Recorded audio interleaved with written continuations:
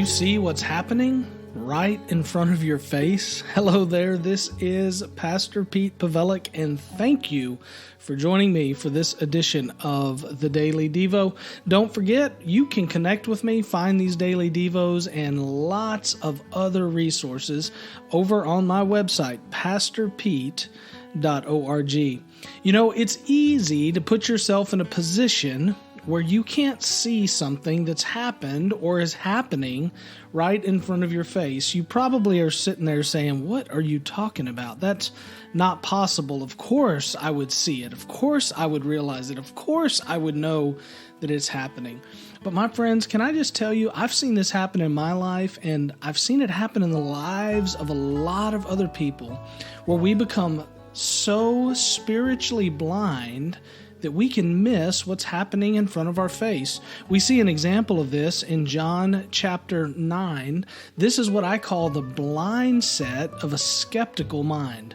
Sometimes our mind can be so skeptical about something that we don't see or realize or recognize, in this case, the work of God that's happened right in front of us. Here's what it says, and this happens in the middle of a miracle narrative. This is where Jesus heals the blind man by putting the mud on his eyes and telling him to go wash. And then it says this in verse 8.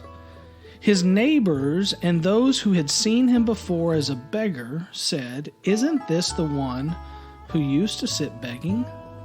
Some said, "Yeah, he's the one." Others were saying, "No, but it's just somebody who looks like him." And he, the beggar, kept saying, "I'm the one." So they asked him then, "How are your eyes opened?" He answered, "The man called Jesus made mud, spread it on my eyes, and told me to go to Siloam and wash. So when I went and washed, I received my sight." These people were the neighbors of this man, people that were familiar with him, people who had passed him, people who had seen him his entire life. And yet all of a sudden, just because his eyes are open, they can't recognize him? Of course they could. That's why some of them said, "No, it's just somebody who looks like him. Must be his cousin, must be his brother, must be somebody that looks like him. That can't be him." See, their mind was so skeptical about the miracle that Jesus had performed. How can he possibly see? He's been blind from birth. That can't be the man we're talking about.